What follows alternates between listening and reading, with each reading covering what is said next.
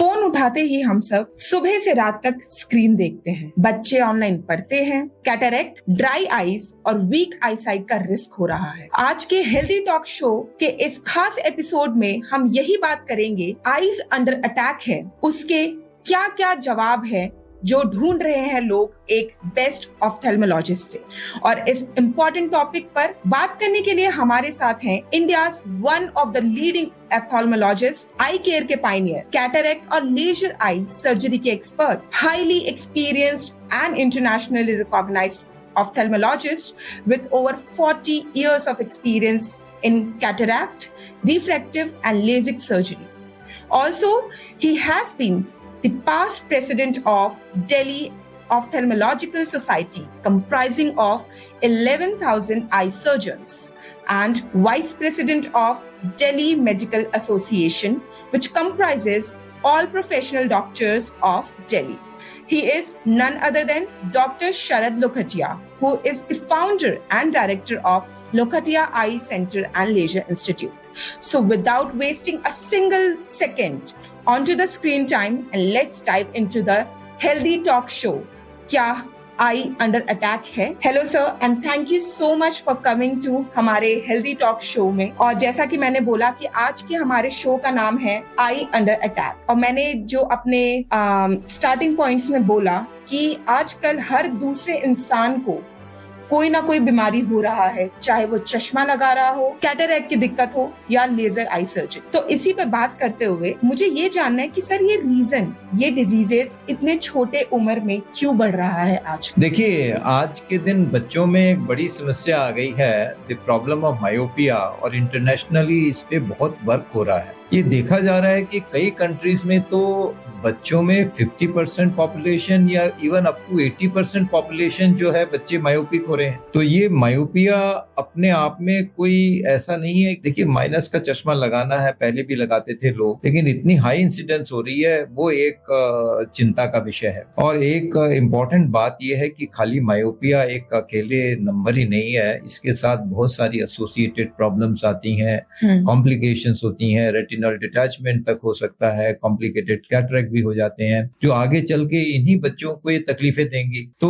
Myopia के ऊपर बहुत कारण है, और एक इम्पोर्टेंट कारण बच्चों में हाई मायोपिया का है स्क्रीन टाइम। आज स्क्रीन टाइम को लेके बहुत तरह तरह के रिसर्च हो रहे हैं, और ये कहा जा रहा है कि 6 साल से नीचे बच्चों को तो स्क्रीन देना ही नहीं है। अगर आप स्क्रीन देंगे तो मायोपिया के इंसिडेंस होने की चांसेस बहुत बढ़ जाएंगे। और ये देखा गया है कि इवन जब तक ग्रोथ होती है 16 साल से 18 साल तक, आपको रेस्ट्रिक्टेड यूज रखना ही अच्छा है, नहीं तो ये मायोपिया बढ़ने की मेन रीजन है। और दूसरी एक और इम्पोर्टेंट चीज है कि आपका बाहर एक्सपोजर कितना है, सन में आप कितना देर रहते हैं।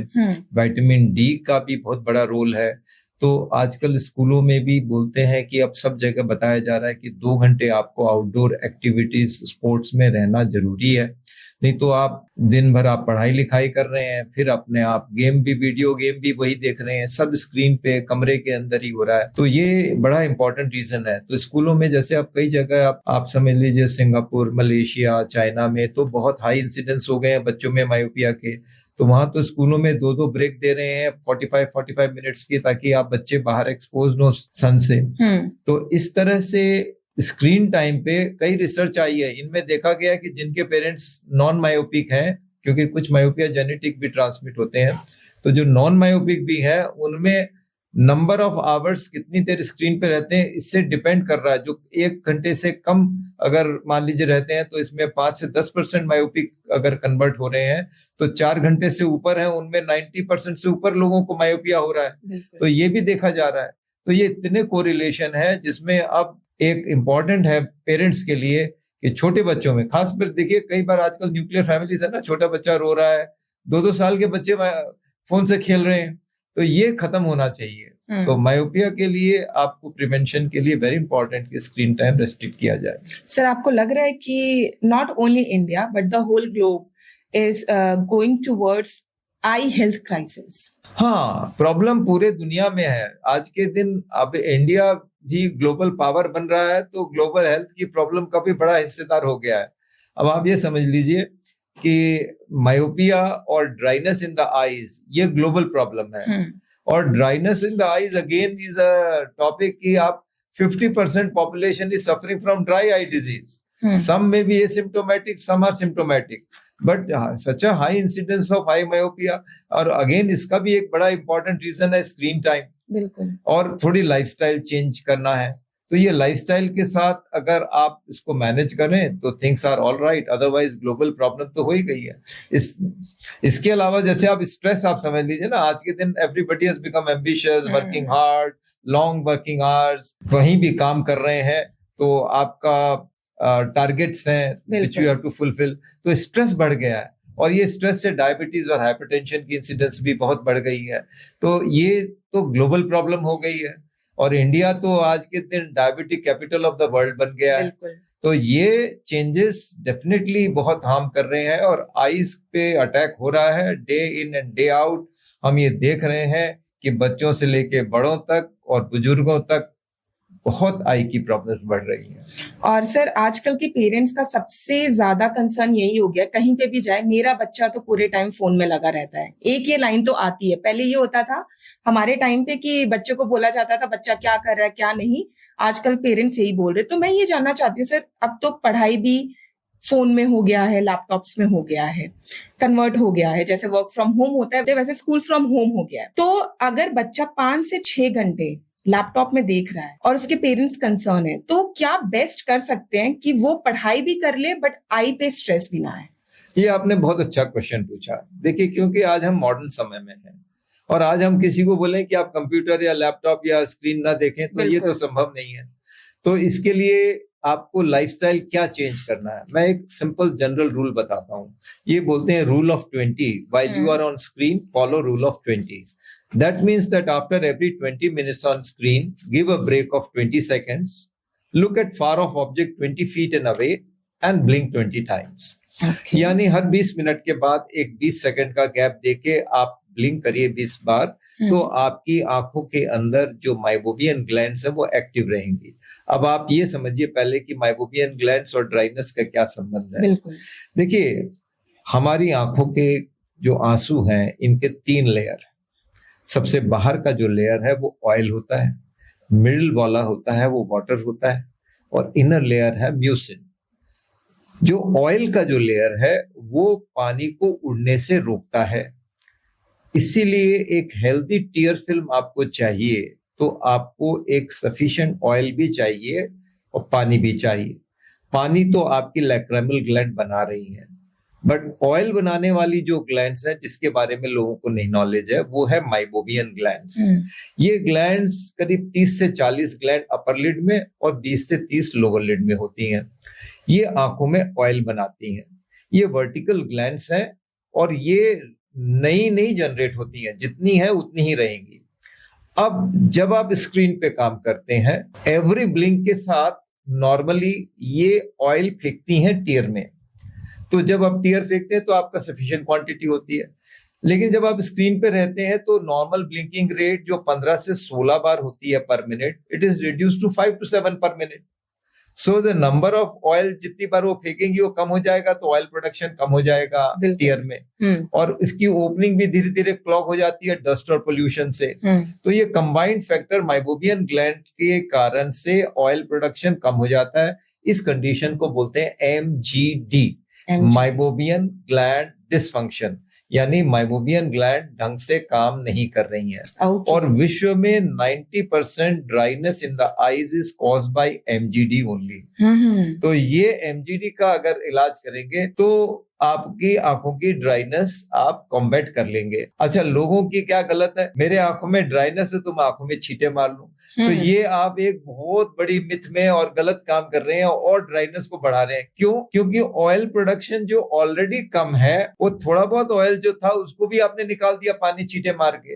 तो आपको आंखों को स्प्लैश पानी से नहीं करना है। अगर आपका स्क्रीन पे काम रहता है तो आप लुब्रिकेंट ड्रॉप्स डालिए, आजकल ओवर द काउंटर भी मिल जाते हैं, नहीं तो एक स्पेशलिस्ट स्पेशलिस्ट से आप दिखवा लीजिए और वो आप लुब्रिकेंट ड्रॉप डाल सकते हैं। तो आपको ये इंश्योर करना है कि आप एटलीस्ट वो काम ना करें जिससे ड्राइनेस बढ़ जाए। लुब्रिकेंट ड्रॉप इलाज नहीं है ड्राई आई का। ड्राई आई का इलाज स्पेसिफिकली जैसे एमजीडी अगर है, जो मेजॉरिटी कारण वही है, वो एमजीडी का इलाज होना। और एमजीडी का इलाज क्या है? बहुत सिंपल इलाज। एक है थर्मल पल्सेशन, एक है आईआरपीएल इंटेंस रेगुलेटेड पल्स लाइट, और एक है डक्टल प्रोबिंग। ये ग्रॉसली 3 चीजें हैं। तो थर्मल पल्सेशन के लिए अगर मैं छोटी सी बात करूं तो ये एक तरह की गर्म सिकाई होती है, लिटवे मशीन से करते हैं, और ये लिपीफ्लो मशीन से पहले अवेलेबल थी, बट इसका खर्चा बहुत महंगा होता है। उसमें 40-50 हजार रुपया का एक सिटिंग का खर्चा है। लेकिन आजकल बहुत लो डिवाइसेस भी आ गई हैं, 3-4 हजार रुपए में भी ये काम हो सकता है। तो वो थर्मल पल्सेशन कर दें तो ये ग्लैंड्स जो है, माइबोबियन ग्लैंड जिसमें जम गया है आपका ऑयल, उसको आप पिघला देंगे तो वो पिघल जाएगा, और फिर ओपनिंग्स को साफ कर देंगे तो वो ऑयल आपका बाहर आ जाएगा। तो ग्लैंड्स परमानेंट खराब नहीं होंगी। यानी क्योंकि आप समझ रहे हैं ना कि ग्लैंड में अगर मान लीजिए वो जम रहा है, सूख जाएगा, तो फिर ग्लैंड फाइब्रोस हो जाएगी, तो फाइब्रोस होकर वो डैमेज हो जाएगी परमानेंट। तो आप उसको एक्टिव कर सकते हैं। इसका क्या मतलब है कि ड्राइनेस, जो आदमी कंप्यूटर पे 10 से 12 घंटा या 5-6 घंटे से भी ज्यादा काम कर रहा है, वो स्पेशलिस्ट के पास जरूर जाए और ये इंश्योर करे कि ग्लैंड्स ठीक हैं। आजकल मीमोग्राफी से आपको डायरेक्ट देख सकते हैं, अदरवाइज फ्लोरेसेंस स्टेनिंग करने से हमें सारी जानकारी हो जाती है। एक बहुत छोटा सा मामूली सा टेस्ट है, इससे ये मालूम पड़ेगा कि ड्राई आइस है कि नहीं है और कितना है। मतलब सब कुछ ज्यादा कोई महंगे इक्विपमेंट की जरूरत नहीं है, और अगर है तो उसका इलाज भी बहुत सिंपल इलाज भी है। तो लोग ये ना समझें कि बहुत महंगा इलाज ही जरूरी है, बट ध्यान रखने की चीज ये है कि इसको इग्नोर न किया जाए कि इतना माइबोबियन ग्लैंड डैमेज ना हो जाए कि आगे काम करना ही मुश्किल हो जाए। सर, ड्राई आईज में इरिटेशन, इचीनेस, रेड आईज बहुत कॉमन हो जाते हैं, तो और लोग उसको फिर रब करना स्टार्ट कर देते हैं। तो आप एक सिंपल चीज बता दीजिए ताकि लोग उसको डायरेक्टली रब ना लगे। अगर रब करते तो उससे और रेडनेस बढ़ जाता है, इचीनेस होता है, और ऐसा लगता है कि we can't see a small thing as well. आपने बहुत अच्छा ये बात कही है, क्योंकि ड्राई आई तो हम बोल रहे हैं, लेकिन मरीज क्या कंप्लेन करता है? Irritation, itching, foreign body sensation, pain around eyes, blurring of vision and reflex tearing. Reflex tearing again एक बड़ा मिसनोमर टाइप चीज है। हवा लगते ही पानी आना, बोलता मेरे आंख में तो खूब पानी आता है, कुछ भी हवा देखते हैं तो पानी आ जाता है। भाई साहब, यही तो सिग्नल है ड्राई आई का। इसको रिफ्लेक्स टीयरिंग बोलते हैं। It is not normal tearing. Normal tearing तो आपको महसूस ही नहीं होती है, अपने आप एक तरफ से पानी आ रहा है, एक तरफ से पानी जा रहा है। एक ड्रेनेज चैनल है हमारी लैक्रिमल सिस्टम, जिससे पानी जा रहा है, और लैक्रिमल ग्लैंड है जिससे पानी बन रहा है, और रोज हो रहा है, हमें मालूम नहीं पड़ता। जहां रिफ्लेक्स होता है, हवा लगते ही पानी आया, या अचानक कोई चीज देखी और अचानक पानी भर के आ गया, और सामने वाला देख के बोल रहा है क्या भाई क्या हो गया, लाल हो रही आंखें, रो रहे हैं, क्या हो गया। तो इस तरह की बात हो जाती है। तो ये समझना है ये ड्राई आई के ही लक्षण हैं।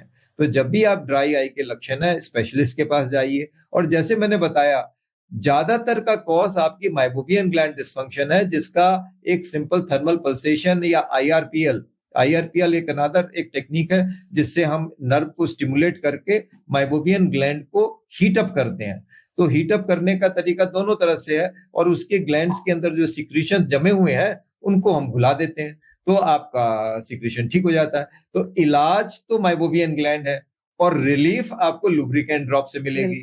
तो लुब्रिकेंट ड्रॉप आप अपने पास रख सकते हैं, और कंप्यूटर वाले जो इसको ज्यादा देर काम करना है, 3-4 घंटे के बाद एक लुब्रिकेंट ड्रॉप ऐसे ही आप डाल लीजिए, आंखें ठीक रहेंगी और कंफर्टेबल रहेगी। सर, हम एक मिथ है जो हम बचपन से सुनते आते हैं कि एक बार अगर आपको चश्मा लग गया तो उसका नंबर सिर्फ बढ़ता है, रिवर्स गियर उसमें कुछ भी नहीं होता है। तो क्या ये सच है? देखिए, अब इसमें आपको बता दूं 2 बातें। एक तो मायोपिया की बात करें और एक हाइपरमेट्रोपिया की। हाइपरमेट्रोपिया प्लस का नंबर होता है, वो भी एक छोटे परसेंटेज ऑफ पीपल बच्चों में होता है, और उसका नंबर जैसे जैसे उम्र बढ़ती है ये कम होने की टेंडेंसी होती है। लेकिन मायोपिया का नंबर क्यों बढ़ता है? क्योंकि जैसे मायोपिया क्या होता है, इमेज आपकी रेटिना की आपके रेटिना के पीछे, यानी रेटिना से दूर पीछे जाके गिरती है। तो ये जैसे जैसे ग्रोथ होती है, आईबॉल की साइज बढ़ेगी, एंटीरियर से पोस्टीरियर, आगे से पीछे तक की। वो अगर नॉर्मल मान लीजिए 24 mm है नॉर्मल एक एवरेज साइज। अगर 24 mm है तब तो आपका नॉर्मल है, आपका कोई ग्लास नंबर नहीं है और इमेज रेटिना पे जा रही है। बिल्कुल। अगर वो ज्यादा बड़ी हो गई, 24 से 25 हो गई, ज्यादा बड़ी, तो फिर आपकी इमेज रेटिना पे पीछे जाके गिरेगी और आपको माइनस का चश्मा लगाना पड़ेगा, जिसको मायोपिया बोलते हैं। तो ये ग्रोथ कभी नॉर्मल से ज्यादा भी हो सकती है, तो इसीलिए ग्रोथ के फैक्टर ही है। जब ये होता है तो 18 साल की उम्र तक ही मायोपिया बढ़ने की टेंडेंसी होती है। तो मेजॉरिटी नंबर 2 से 5 साल की उम्र में पहली बार स्टार्ट होते हैं और 18 से 20 साल तक ये बढ़ते हैं, उसके बाद ये कांस्टेंट रहते हैं। उसके बाद कुछ विशेष कंडीशंस होती हैं, पैथोलॉजिकल मायोपिया, जहां ये नंबर बढ़ता है, वरना ये नंबर स्टेडी रहता है रेस्ट ऑफ द लाइफ। और सर, अगर इसको सोल्यूशन, अगर हम इसको कम करना चाहिए, जड़ से हटाना चाहिए, तो क्या इसका कोई सोल्यूशन है विदाउट एनी सर्जरी? देखिए, नंबर हटाने का तरीका मैंने एक आपको बताया कि जो मायोपिया के आज के दिन इंसिडेंस बढ़ रहे हैं वो रीजंस आप ठीक करिए, यानी स्क्रीन टाइम और आपका बाहर निकलना। लाइफस्टाइल में भी देखिए बहुत सारे विटामिन डी है, ओमेगा का रोल आ गया है, ये कई तरह की चीजें हैं, न्यूट्रिशनल डेफिशिएंसीज हैं, तो उनको अगर आप भरपूर करते हैं तो ये आपका रोल है। फिर आपका जेनेटिक है, अगर दोनों पेरेंट्स अगर चश्मा माइनस लगाते हैं या एक पेरेंट भी लगाता है, तो एक पेरेंट लगाता है तो थोड़े इंसिडेंस होते हैं और दोनों लगाते हैं तो ज्यादा पॉसिबिलिटी है कि मायोपिया के होंगे। तो आप अगर लाइफस्टाइल मैनेज करके जितना आएगा वो तो आप नहीं रोक सकते हैं, लेकिन जो एक्सेस हो रहा है आज के दिन, इंसिडेंस इतनी हाई हो रही है, उनको आप रोक सकते हैं। तो इसका मतलब है लाइफस्टाइल तो मैनेज आपको करना ही है। इसके बाद जब 18 साल की एज हो गई तो आज के दिन आपके पास ऑप्शंस भरे हुए हैं, जिससे आप परमानेंटली चश्मे से छुटकारा पा सकते हैं and you can live a normal lifestyle. और ये सेकंड्स का सर्जरी या प्रोसीजर है और very very safe and very good techniques are available. Okay. दूसरा, मैं एक बहुत ऑनेस्ट आंसर आपसे जानना चाहूंगी सर। आपने आजकल हर जगह सुना होगा, हम तो सुनते हैं रेगुलर लाइफ में, ब्लू लाइट ग्लासेस। तो ये साइंस है या एक मार्केटिंग स्ट्रेटेजी है?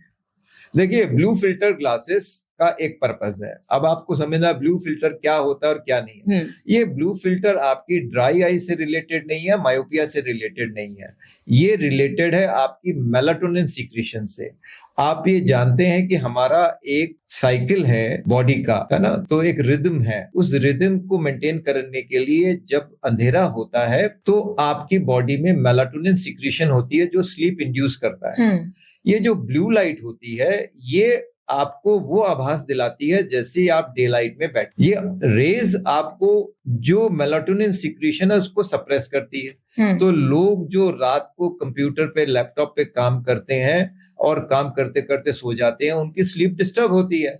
तो उनको क्या करना चाहिए, सोने के 1 घंटा पहले सारे गैजेट्स बंद कर देने चाहिए। अगर वो ब्लू फिल्टर लगाते हैं तो मेलाटोनिन सिक्रीशन आपका ठीक रहेगा, आपको सप्रेस नहीं करेगा, तो आपको स्लीप डिस्टर्बेंस नहीं होंगी। और आपको ये बता दूं, sleep deprivation and sleep disturbance सारी बीमारियों की जड़ भी है। तो ये बड़ा इंपॉर्टेंट रोल है स्लीप का रखना।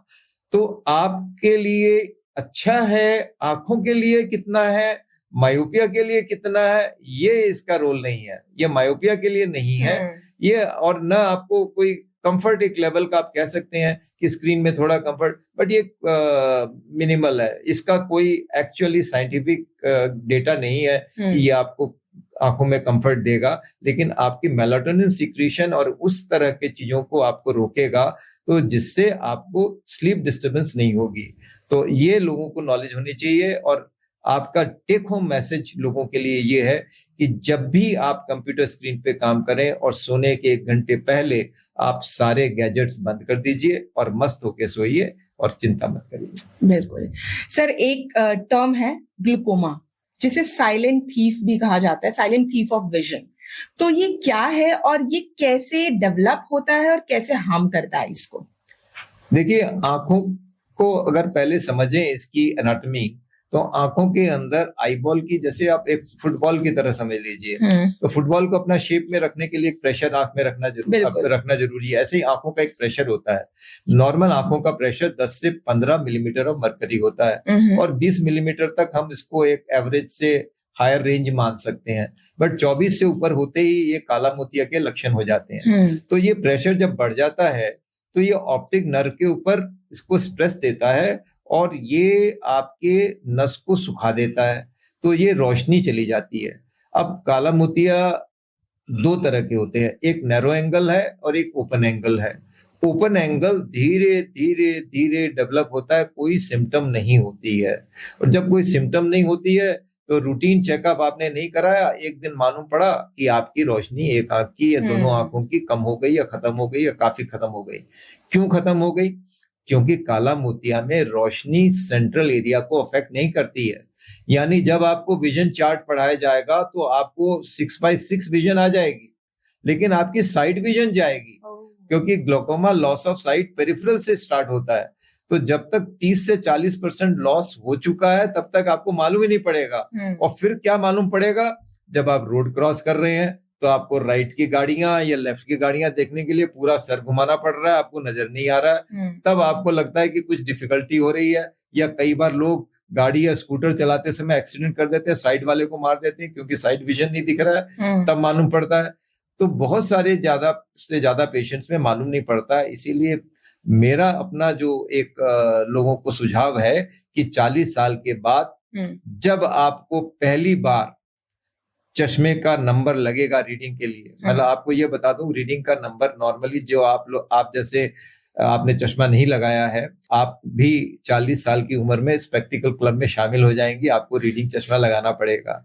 तो 40 में सबको चश्मा लग ही जाएगा, रीडिंग का लगेगा अगर दूर का नहीं लगा। और यही टाइम है आई प्रेशर चेक कराने का। जरूर आई प्रेशर चेक कराइए, क्योंकि इंसिडेंस ऑफ ग्लोकोमा 40 साल की एज में तकरीबन 10% लोगों में शुरुआत हो चुकी होती है, और इसे रोका जा सकता है सिंपल ड्रॉप से, इसकी सर्जरी भी जरूरत नहीं है। तो ये बड़ा इंपॉर्टेंट टेक होम मैसेज है। और जैसे मैंने बताया, काला मोतिया का दूसरा टाइप है नैरो एंगल ग्लोकोमा, उसमें तो सिम्टम्स भी होते हैं, कई बार लाल हरे नीले पीले छल्ले दिखते हैं और पेन होता है, और अचानक रोशनी कम हो जाती है तो तुरंत आप डॉक्टर के पास जाते हैं। तो फिर भी उसके अंदर प्रिकॉशन है, लेकिन वो भी खतरनाक इसलिए है कि अक्यूट अटैक आता है तो कुछ न कुछ रोशनी लेकर ही जाएगा। तो इसलिए रूटीन चेकअप अगर आपका होता रहेगा तो ये सारी चीजें डिटेक्ट हो जाएंगी और आपकी आंखों को सेफगार्ड किया जा सकता है। बिल्कुल। एंड सर, अगर हम सेफगार्ड की बात करें तो सबसे ज्यादा जो आजकल, जैसे आपने स्टार्टिंग में कहा था कि डायबिटीज हब बन गया है इंडिया, तो डायबिटीज और आई विजन का क्या कनेक्शन है जो लोग नहीं समझ पा रहे हैं? देखिए, आज आपने एक बड़ा ज्वलंत मतलब प्रश्न पूछा है, ऐसा कि आज घर घर में डायबिटीज हो रहा है, और स्ट्रेस और इर्रेगुलर लाइफस्टाइल, खाना पीना। आज आप देखिए, लोग ऑफिस में बैठे हैं, उसके बाद वो जंक फूड खा रहे हैं, लाइफस्टाइल कंप्यूटर स्क्रीन पे काम कर रहे हैं, आपको अपना कैलोरी बर्न करने का टाइम नहीं है, आपको फिजिकल एक्टिविटी आपकी कम से कम हो रही है, स्ट्रेस बढ़े जा रहे हैं, अल्कोहल की हैबिट्स हैं, स्मोकिंग की हैबिट्स हैं, ये सारे कारण है डायबिटीज के। और हिंदुस्तान में अचानक अभी एक नई जनरेशन आ रही है, ये सारे स्विगी से फूड मंगाना, इधर से फूड मंगाना और उल्टा सीधा खाना।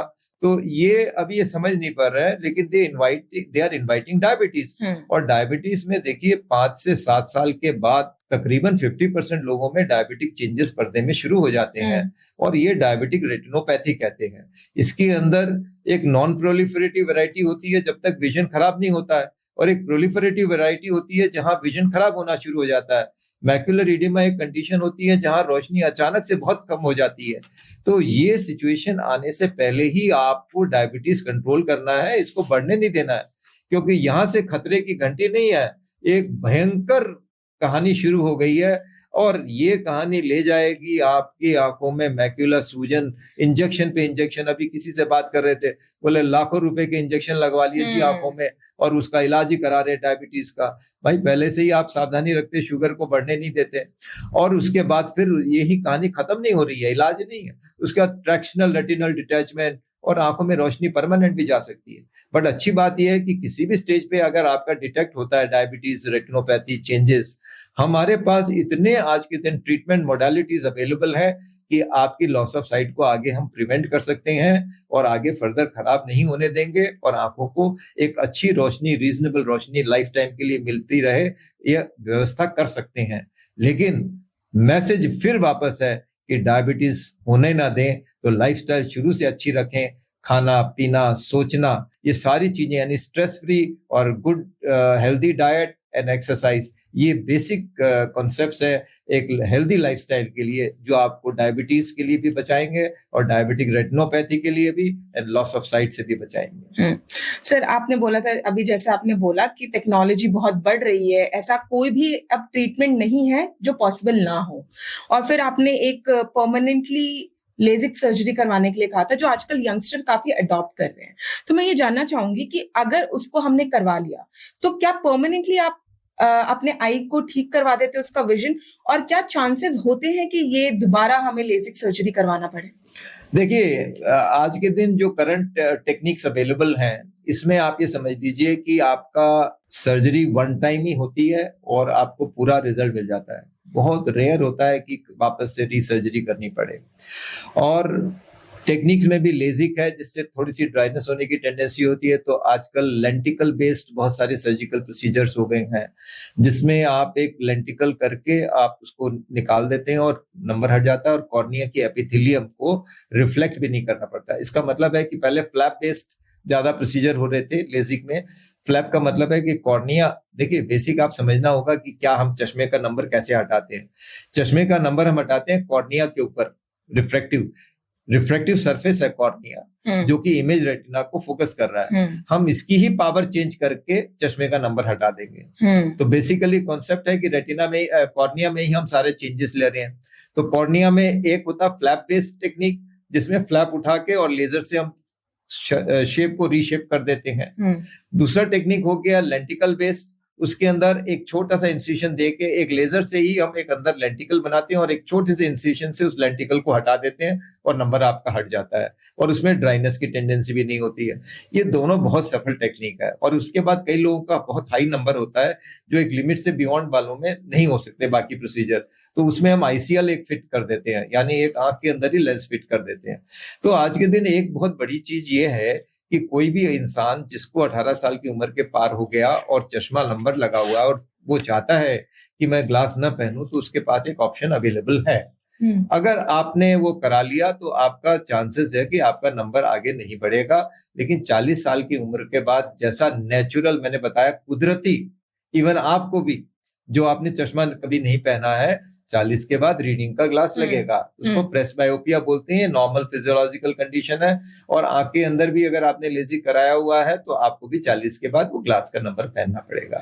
लेकिन एक और अच्छी बात बता दूं, आज के दिन कैटरेक्ट सर्जरी में इतने एडवांसमेंट हो गए हैं कि हम ऐसी लेंस फिट कर देते हैं जो दूर का भी पावर ठीक कर देती है, नजदीक का भी। अब वो मरीज आ गए हैं जिनको बगैर चश्मे के दूर नजदीक दोनों दिखेगा आफ्टर कैटरेक्ट सर्जरी। तो ये एक और कहानी हो गई है कि ये जिनको मोतियाबिंद है आज परेशान ना हो, आपके लिए एक ऑप्शन अवेलेबल है। जो ऑप्शन आज तक नहीं मिला वो आज मिल जाएगा और आपको दूर और नजदीक दोनों में बगैर चश्मे देखने की एक पॉसिबिलिटी बन रही है। सर, आपने अभी कैटरेक्ट की बात कही, मैं इसी पे आने वाली थी कि आजकल ऐसा हो गया, नॉट आजकल, जो भी सुनता है ना, अरे इसको कैटरेक्ट हो गया, एक साइकोलॉजिकली फियर उनके दिमाग में बैठ जाता है। मैं आपसे ये चाहती हूँ कि आप हमारे ऑडियंस को ये समझाएं कि कैटरेक्ट है क्या और कैसे होता है और कैसे उसका प्रिवेंशन हो सकता है। अगर नेचुरली पॉसिबल है तो नेचुरली, और अगर आपने तो टेक्नोलॉजी की बात करी थी और हम हरदम पूछते हैं कि ऐसे होता है वैसे होता है, अगर इसका सोल्यूशन है तो कौन ऐसे लोग हैं, कौन ऐसे सेगमेंट के लोग हैं जो नहीं करवा सकते हैं? देखिए, पहले तो ये समझिए कैटरेक्ट, जिसे हम सफेद मोतियाबिंद भी बोलते हैं आम भाषा में, वो क्या है? आंख के अंदर एक नॉर्मल नेचुरल लेंस है, क्रिस्टलाइन लेंस, ट्रांसपेरेंट है बिल्कुल। वो आपकी इमेज को रेटिना पे फोकस करता है। जब वो क्रिस्टलाइन लेंस ओपेक हो जाता है तो उसे कैटरेक्ट कहते हैं। तो हम क्या करते हैं, कैटरेक्ट को रिमूव करने के लिए आज के दिन एक बहुत बारीक समझ लीजिए एक प्रोब है, उससे हम उसको इमल्सिफाई करते हैं। इसे हम फेको इमल्सिफिकेशन बोलते हैं। तो जब वो इमल्सिफाई हो जाता है तो वो छोटे छेद से ही हम लेंस भी अंदर डाल देते हैं। वो लेंस फोल्डेबल होते हैं, वो अंदर जाके खुल जाते हैं। ये छोटा छेद इतना छोटा होता है कि इसको सिलाई करने की जरूरत नहीं होती है, इसीलिए बोलते हैं स्टिचलेस कैटरेक्ट सर्जरी। तो ये आपका टेक्निक हो गई। अब इस टेक्निक को हम लेजर से भी करते हैं। लेजर से भी सारा प्रोसीजर आज के दिन मोतियाबिंद को फ्रैक्शन से काट के और सारा उसको इमल्सिफाई करके कैप्सुलोटॉमी एक होती है जिससे कैप्सूल हटाते हैं, वो सारा प्रोसीजर हो जाता है 1-1.5 मिनट के अंदर 90% काम हो जाता है, और तो 4-5 मिनट के अंदर बाकी सफाई करके लेंस फिट कर देते हैं।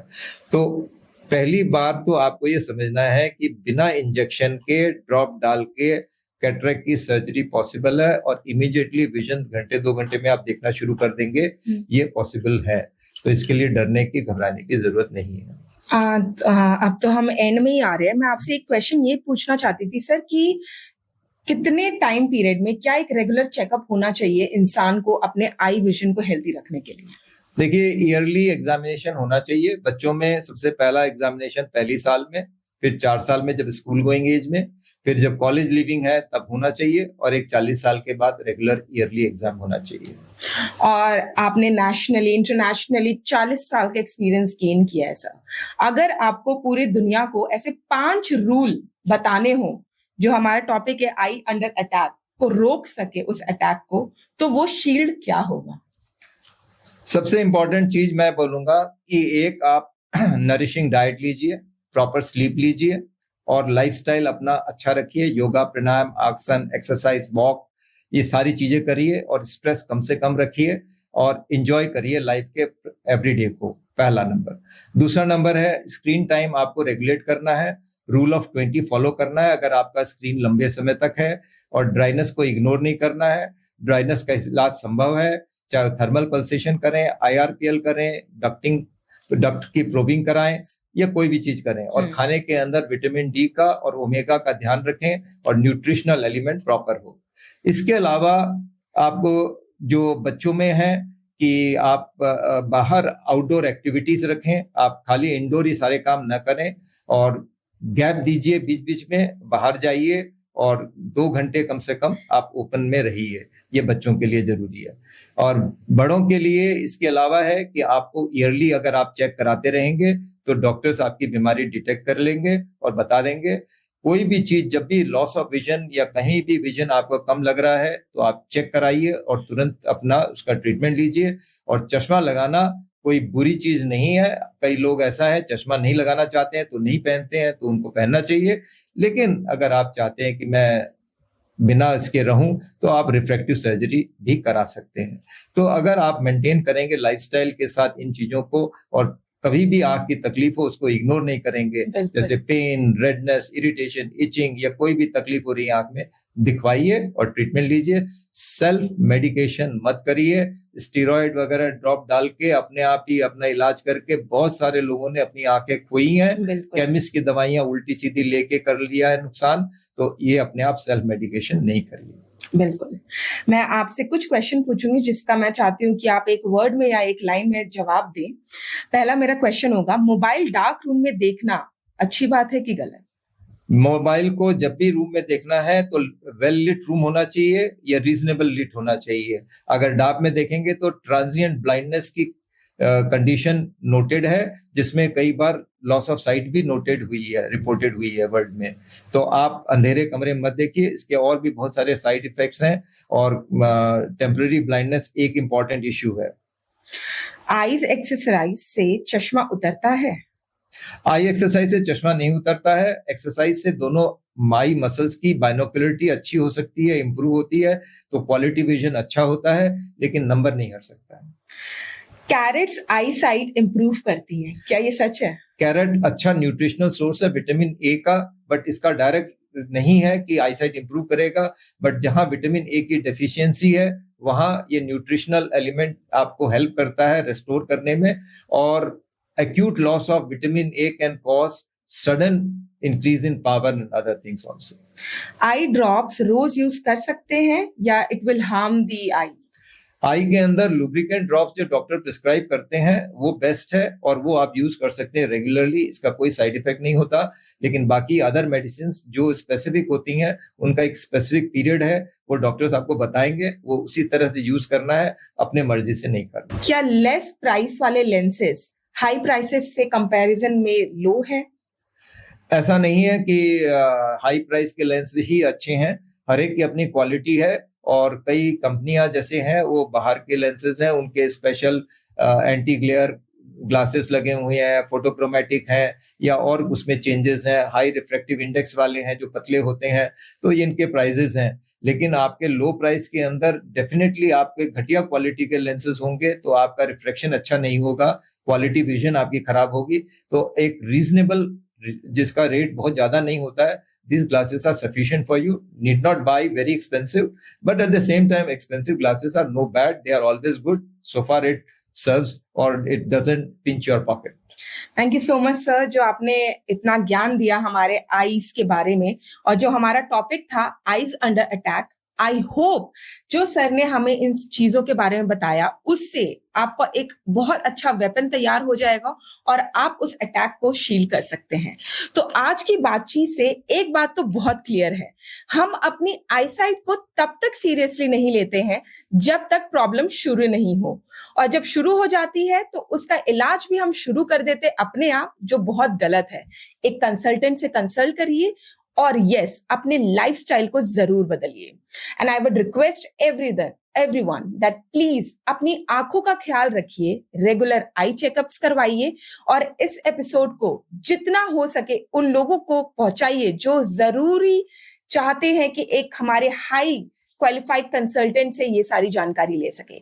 Thank you so much for watching the healthy talk show and initiative by Medgate today. Thank you so much. Thank you.